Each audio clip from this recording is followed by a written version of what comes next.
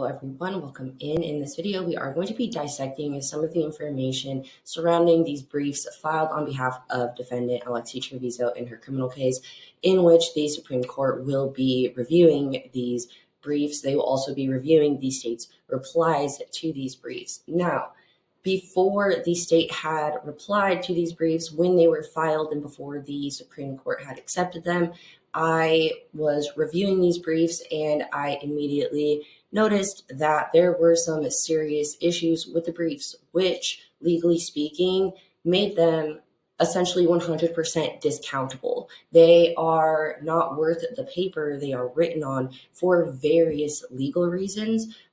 Briefs are an attempt to sway a decision one way or another. It really tipped it showed us the hand that the defense has in this case by the fact that they needed these briefs filed, because all of the law and all of the rules of evidence regarding privilege, all of the precedent-setting cases in New Mexico go against what the judge ordered in this case when she suppressed the evidence.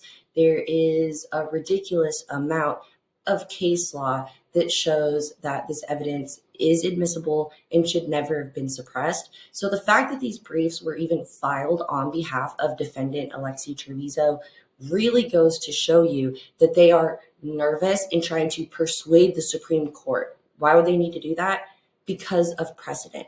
The precedent currently is that there is no privilege for statements made for potential child abuse claims when those statements are made to healthcare professionals, be it a doctor, mental health provider, whatever you may have it. Anyone who has privilege with their patient in the first place does not have it, and it is completely waived when child abuse is brought into question, which is exactly what happened in Alexee's case. So the fact that these briefs were even filed goes to show you that the defense is nervous because the district court judge made a grave error in suppressing this evidence in the first place, and it is all going to come back and be able to be used against Alexee at trial. It is the only logical legal conclusion.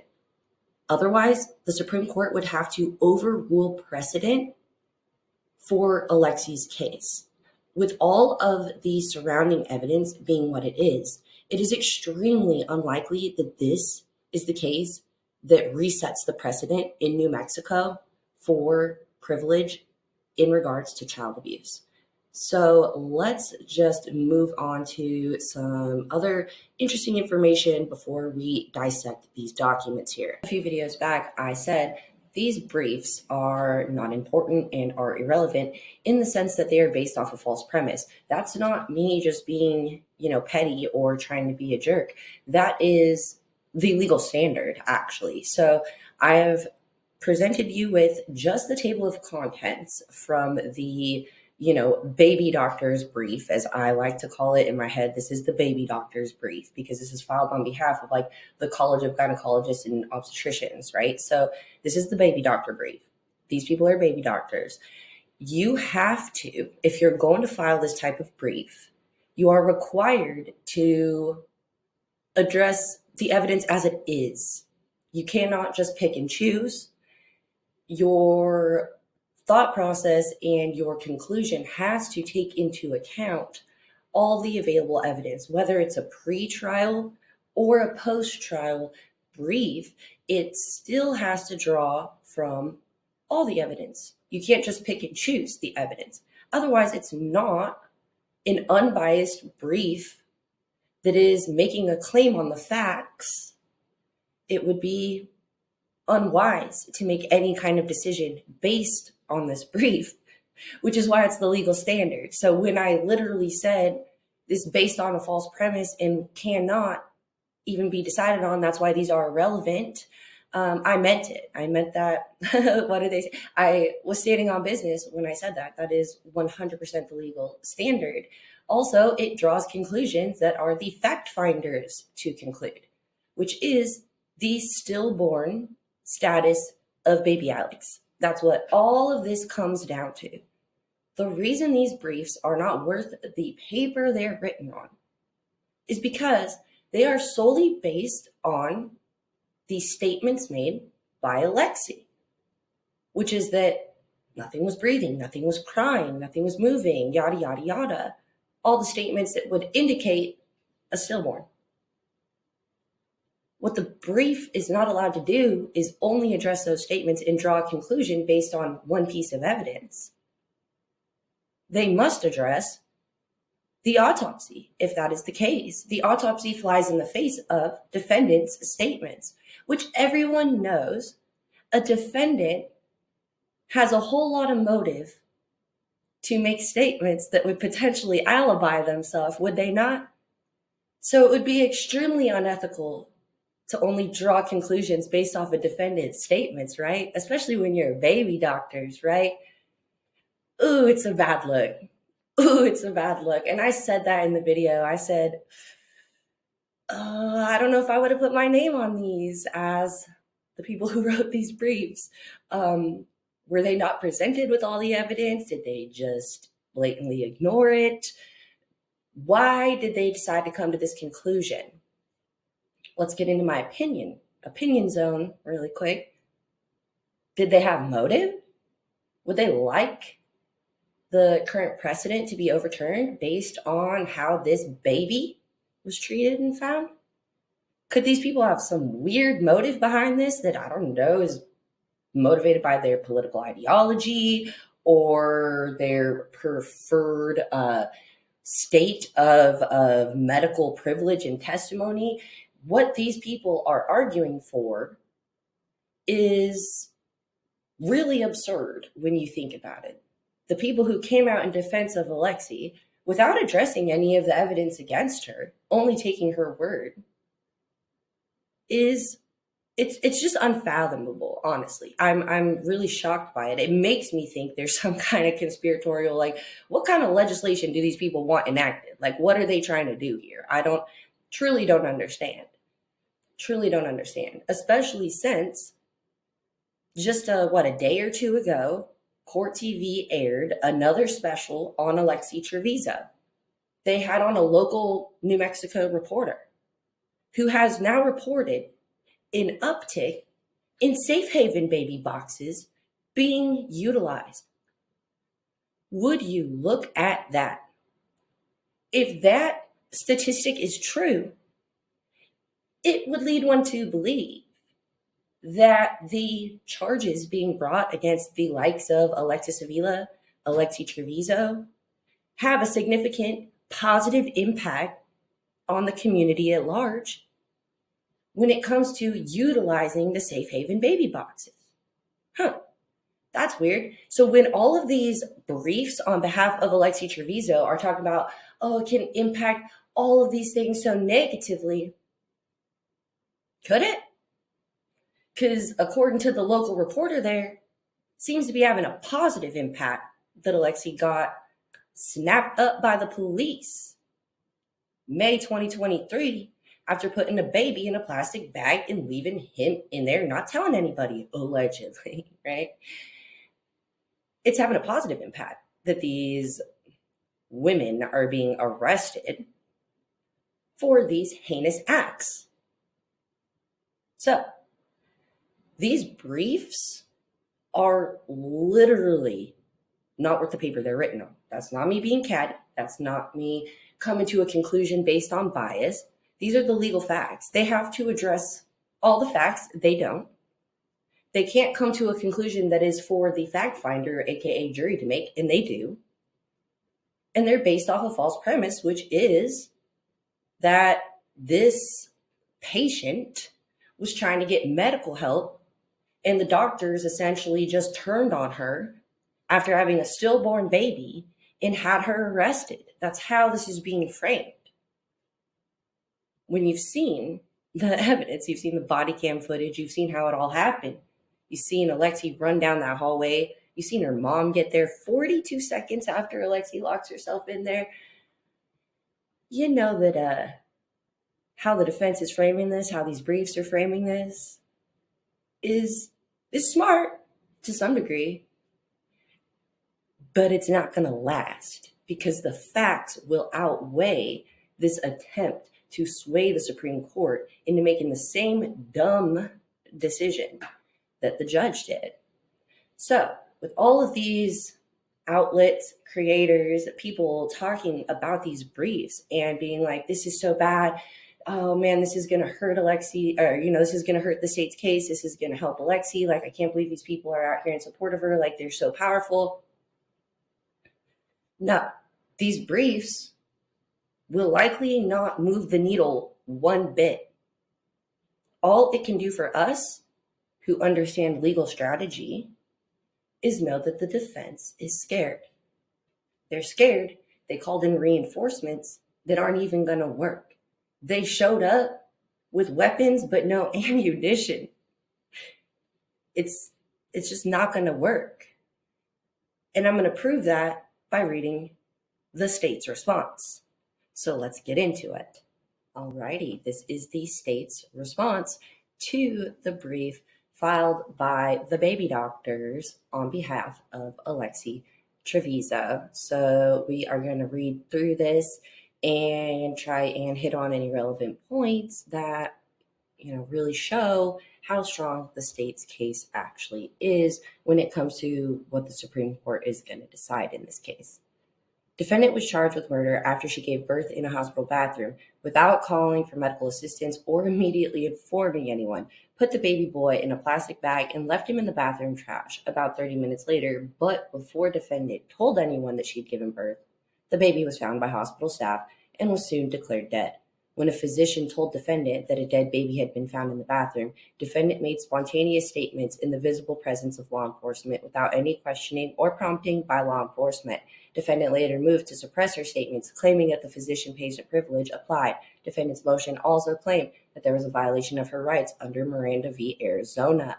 The American College of Obstetricians and Gynecologists submitted a conditionally filed brief, which was effectively filed upon this court's grant on November 25, 2024, of its motion.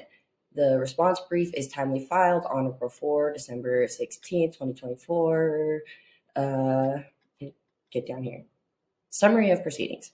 The material facts in this case are largely undisputed and are set forth in detail in the state's brief in chief and reply brief, which we have read the reply brief. We've not read the full brief in chief here. It warrants observation here that the amicus party must accept the state of evidence at this pretrial stage. That is a corollary of the general rule that an amici or amicus party accepts the case on the issue as raised by parties, cannot assume the functions of a defendant. Basically, what that is saying is that they can't draw a conclusion based off Alexee's statements, which we discussed previously. You can't just accept this as fact yet. It's not a set fact in this case. There is evidence pertaining otherwise. So essentially, you have to be fair in your brief to all the evidence that is available. We can get past all this. Down here, as a result, amicus enters this case with the pretrial state of the evidence being sufficient to support the fact finder and potentially concluding that the victim baby was alive when placed in the trash. Specifically, at the preliminary examination hearing, a forensic pathologist from the Office of Medical Investigator testified in detail that the baby, which had no injuries or defects, died as a result of entrapment from being placed in a garbage bag in which the oxygen was eventually depleted, and that the manner of death was homicide. That evidence, which must be accorded due weight at this pretrial stage, amicus refers to defendant as having delivered a neonate with, quote, no apparent signs of life. In doing so, amicus effectively relies only on defendant's unsworn statement, to which she may not ultimately testify at trial. Subnote 1, we're going to have to look at that footnote because that's something we brought up here on this channel before this was even filed. The fact that baby was later found deceased in a bathroom trash bag 30 minutes after defendant left the bathroom is not dispositive at this pretrial stage. Accordingly, it is not appropriate to refer to the baby as having been born with, quote, no apparent signs of life, without also referencing the OMI testimony, as to do so wrongly, if not naively, suggests that defendant's versions of the events is necessarily accurate as to what occurred, particularly in the bathroom in which she was the only adult present during the key time frame. That is especially true given that if there has yet to be a trial in this matter. breaking that down, essentially that's saying what we said, is that you can't just take her version of events as fact until that's been decided as fact. That's that you can only take that as fact if the jury's decided that, or if there was no testimony or autopsy that flies in the face of what Alexee said, right? So before we start this next paragraph, I want to read this footnote because we discussed this here in late November. This was filed in December 11th, I believe. We discussed this here late November when I had read through these briefs, and I basically talked about this. I said that you can't, reintroduce Alexee's statements once they're going to be suppressed, right? And so, like, it kind of is tying the defense's hands in a way because she has alibied herself since the beginning. Alexee's statements has always been that the baby was not moving, breathing, no signs of life, etc. If all of this is suppressed, they do not get to reintroduce Alexee having said that right at the beginning of this whole case opening up on body cam, which essentially her story hasn't changed, which would be one positive check mark for the defense, which is why they are trying to suppress this due to Rosa's statements, not Alexee's statements. But should this all stay suppressed, Alexee's statements alibying herself can't even be re-entered. So that's just some law 101 that a defendant can't enter their own statements, essentially. And it explains it here in this footnote.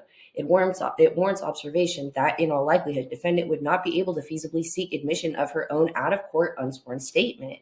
Absent defendant herself testifying, such a statement would constitute hearsay if defendant sought admission of such a statement because it is an out-of-court statement offered to prove the truth of the matter asserted, which in that example is not being offered by a party opponent, Rule 11801C. In contrast, the prosecution could, as far as evidentiary rules are concerned, putting aside the issues of privilege and Miranda, which are subject of this appeal, seek to admit defendant's statements as a statement of a party opponent. So essentially, the state can use her statements, but she can't. So it's just not a great argument on their part. Amicus also refers, although broadly, to a concern that the involvement of law enforcement delayed treatment or increased any danger to defendant by interfering with her medical care. However, as the state has noted, the record fails to support any conclusion that the presence of police delayed or hindered any treatment of defendant, while also demonstrating that the emergency room doctor was primarily concerned with defendant's health, which we've said here multiple times, that all Dr. Vasquez kept saying to the police, to Rosa, to Alexee is, I need her transferred. That's my main concern. Like, I need an agreement to that. I need to get the helicopter here. Like, that's all the doctor cared about, which is very professional in the moment and very heroic to not be judging Alexee in the face of what the doctor is clearly seeing possibly have happened. So very important to keep hammering that home, that the doctor wasn't like, ooh, I'm going to get this teen pregnant chick. No, it wasn't like that, but that's very much how it is coming off from all the filings on behalf of the defense here. Finally, amicus refers to defendant being unaware of her pregnancy. However, the record portion cited refers to defendant's denial that she was pregnant and her statement that she was on her period. Boom, baby. I'm so happy that they brought this part up because one of these statements that's extremely important and should not be subject to privilege because it is the immediate statement after the fact of the crime. And it happens as Alexee is coming out of the bathroom. The RN, Chris Sanchez, has testified that Alexee said the reason for the blood on the ground in the bathroom was because she got her period. That is a huge, huge piece of circumstantial evidence against Alexee that's like, ooh, so you offered the one thing that is antithetical to pregnancy, baby, birth, delivery, anything, a period blood. It's the one bodily indicator as a woman you have that says you're not pregnant 99.99999% of the time, right? So she used the one completely opposite end of the spectrum reasoning to explain all that blood. Huge statement that will lock in the jury on that guilty verdict, in my opinion. Just like, oh gosh, you gave the exact opposite answer that you should have there. That looks like you're trying to cover it up and lead everyone down the furthest path available than a baby was born. Defendant denied being pregnant does not foreclose a fact finder from concluding that, based on evidence, including circumstantial evidence, defendant knew she was pregnant at the time she made the statement. At this pretrial stage, defendant's denial at the time of the hospital visit that she was pregnant is not determinative of her actual or even constructive knowledge. Argument. There was no violation of the normal confidentiality between physician and patient here. Amicus stresses the importance of the normal rule of confidentiality that exists between patients and physicians. Those confidentiality concerns were adequately addressed in the state's prior briefing. As discussed in that briefing, the state did not violate patient-physician confidentiality. Defendant spontaneously made incriminating statements in the presence of her mother and police officers. Amicus also notes that patients must be able to meaningfully engage with the entire medical team. While that concern is valid in a very general sense, a patient is expected to be reasonably honest with medical providers. That's a huge statement. They are referring to this case here, State versus Roper, discussing that the privilege implicitly encourages, quote, complete disclosures of symptoms and conditions. So Alexee coming out of the bathroom, not discussing the baby, and in fact offering a completely opposite reason for the blood left on the ground would say not be a complete disclosure, in my opinion. I'm sure most others can agree with that. So just another great point by the state, upheld by case law. Even if, arguendo, defendant was truly unaware of her pregnancy prior to giving birth to a full-term baby, the shade, amicus fails to explain how she was prevented from or unable to simply yell for help from the hospital bathroom.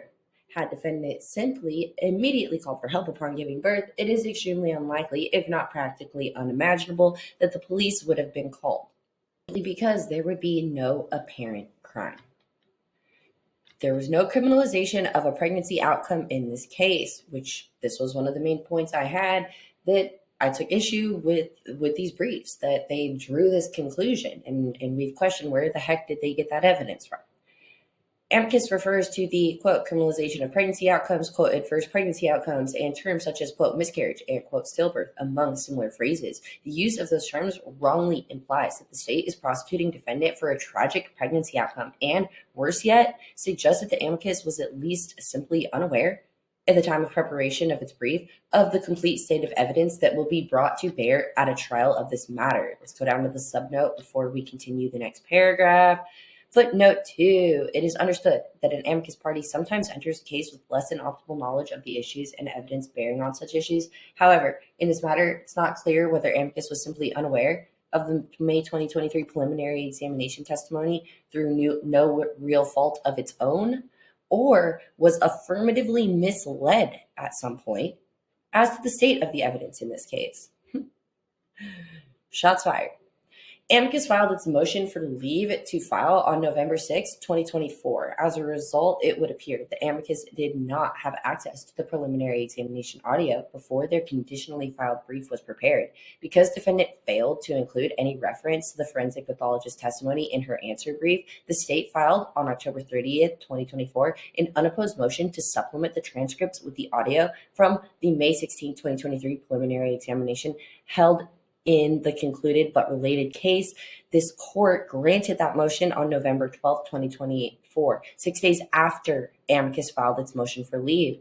This observation is also greatly pertinent with respect to the various amicus parties which filed the other amicus briefs in this matter. Okay, hold on. Does this continue down here? No. Okay, we need to address this very quickly.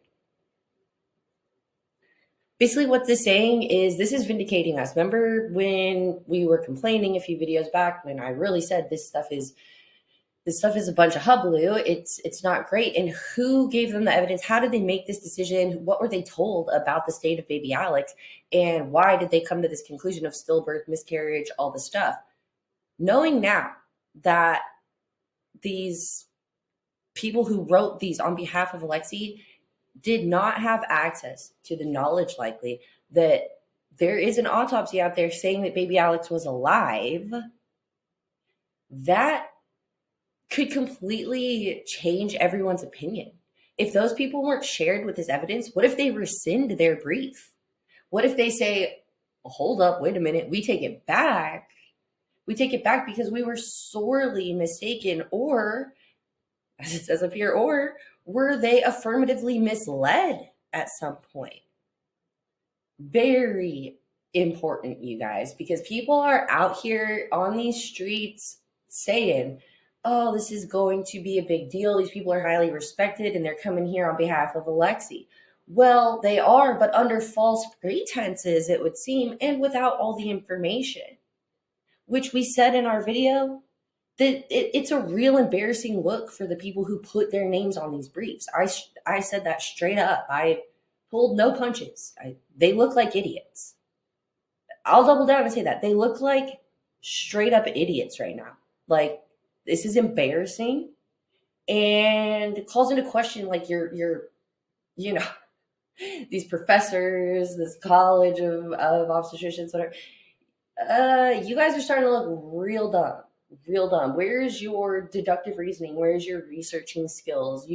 You guys really believed someone was out here charging Alexee for a stillbirth? What was the entrapment? In her belly? The baby was trapped in her belly, which she would have. Like, how was Alexee the victim in this? How was she criminalized for her pregnancy outcome? Baby came out fine, according to all the evidence that the state has. Not a bad pregnancy outcome. So this footnote is extremely powerful, you guys. That's basically saying, like, dude, these people are going to have to take this back. They're going to have to rescind this. They're going to have to say, we messed up. We were misled. We were wrong. Because if I was them, I would already be writing my correction to file with the state or with the Supreme Court. Okay, let's keep going. Although a jury has yet to resolve factual disputes, the pathologist's testimony noted above is clearly contrary to any claim that baby was dead upon being born. That forensic evidence is sufficient, particularly with the hospital hallway footage, to support a jury finding that defendant horrifically wrapped her own baby in a garbage bag in which it would be asphyxiated over the course of the next 30 minutes, despite being at a hospital, which help was otherwise only seconds away. As a result, at this pretrial stage, it is not accurate to describe this case as involving pregnancy criminalization. This is such a strong paragraph, you guys. Very strong paragraph. You know that here, when we first had to start doing the Supreme Court series, when this evidence got suppressed, to my surprise, shock, and horror, okay? I did not see it coming based on the legal research. So I was like, what? I really wanted you guys to feel solace and hope in this case still, because a lot of reporting was saying this case is over, it's canceled, it's done for, they can't make the case. Clearly, the Attorney General who wrote this knows that exactly what we've said here this whole time is true.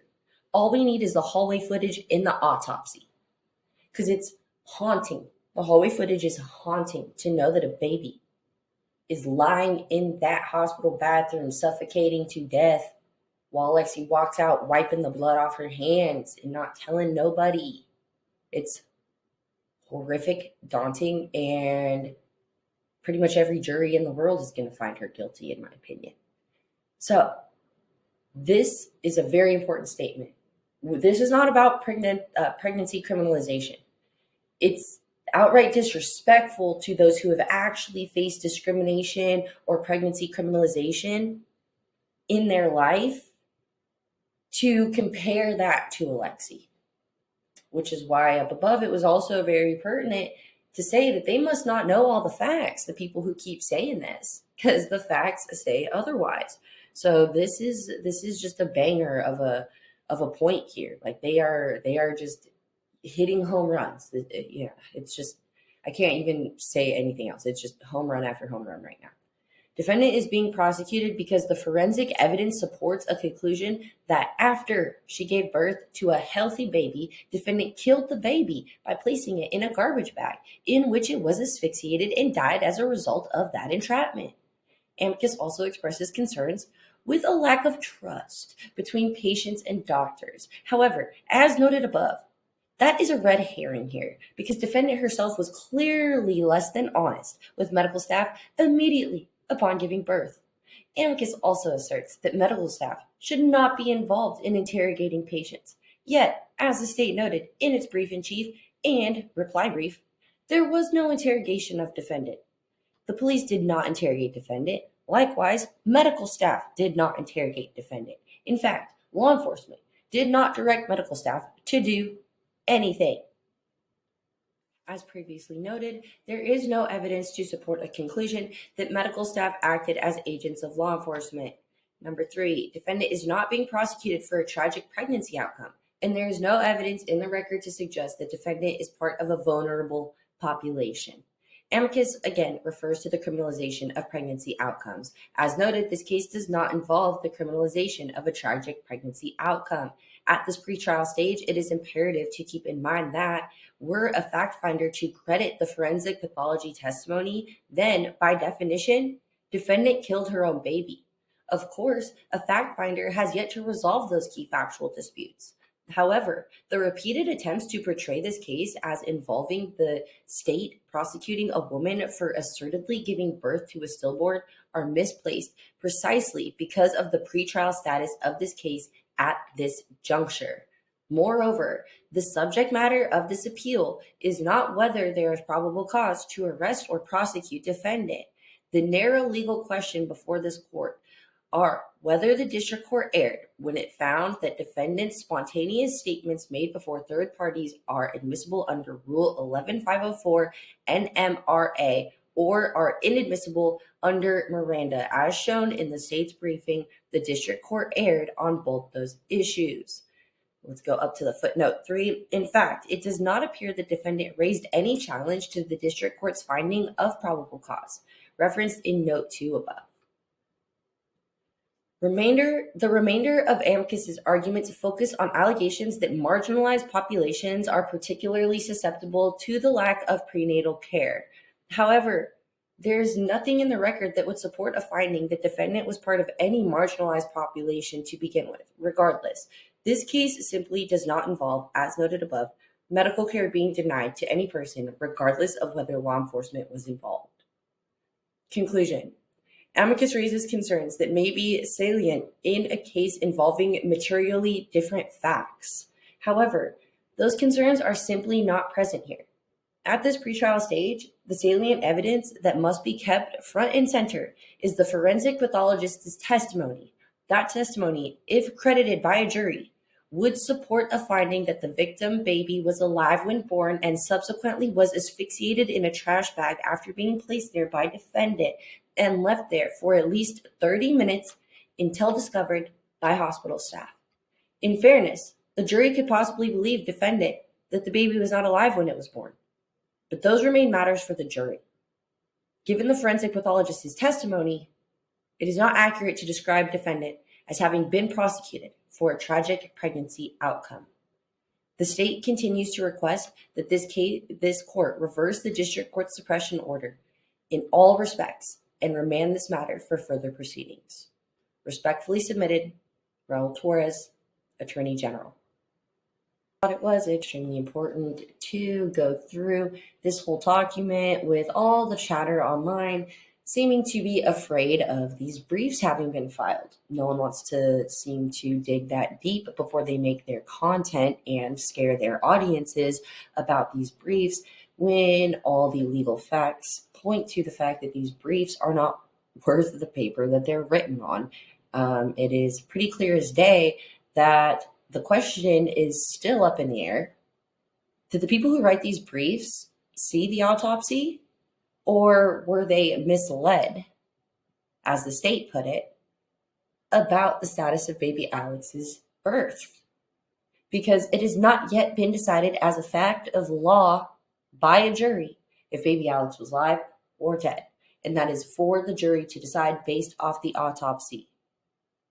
Yet the people who wrote these briefs for Alexee based their decision on a stillbirth having happened. Seems a bit silly to have made that decision, right? Who in their mind saw this come across their desk and said, oh, this must have been a stillborn baby, and they are needlessly attacking this young teen mom who had a stillborn? In what world, in what reality was that the case? Unless the only briefing you had before you did your brief was what the defense wanted you to hear, which is extremely irresponsible for the people who filed this brief, right? Before I put my name on something, I am going to look at the other side, investigate it, figure it out. I will either present it as a potential fact or something I found. I won't claim it until I can claim it. And these people came out here and wrote a brief on behalf of Alexee Trevizo, and they claimed it. Where was your research? You don't have to just look at what the defense gave you. You could have researched for yourself. And when a criminal defendant is coming to you, maybe, just maybe, it would be smart to do a little bit of research on your own to make sure that the story they're giving you is adding up. Because guess what? Criminal defendants' own attorneys have to do research to make sure what their client is telling them is the truth so that they are not getting blindsided by the evidence that the state's going to have. No, I was never there on this day. Okay, I believe you. They must have the wrong person. And then there's you on camera there that day. Okay, darn it, they lied to us, right? It's like you can't just trust anything in the law. It doesn't matter if you're on the state side, the defense side, anyone coming to you asking you to write a brief on behalf of them, you better investigate them. So was it negligence? Was it intentional? What was it? How did they come to this decision? Be wary. This is your PSA to those of you who consume content about this case. Be careful who you consume your content by, and make sure that you are not being misled by Ragebait. Clickbait, Ragebait, it all gets engagement for a content creator. And the age-old adage is true, that bad news sells. When you're being objective and presenting information, it doesn't strike a broad audience. What does strike a broad audience is sensationalized information. But oftentimes, sensationalizing information comes with having to sacrifice or compromise your morals or ethics as a content creator, because there's always more to a story that you could present objectively, but I guess you wouldn't get as many clicks there, would you? So that's been my quick PSA about what you consume, whose content you consume, and what you believe. And hey, if the people of the internet need that reassurance and need that PSA, so do the people who wrote these briefs. Because hey, quick PSA to those people too, be careful who you trust and be careful who you believe. Thank you so much if you made it this far in this video. If you have any comments, questions, or concerns, please leave them down below and I'll get back to you as soon as possible. And I do genuinely enjoy the conversation. If you're interested in following cases like the Alexee Trevizo case of trial, please subscribe because I'll be covering it all along the way with a legal focus. It's your Friday. I'll see you in the next video. Goodbye.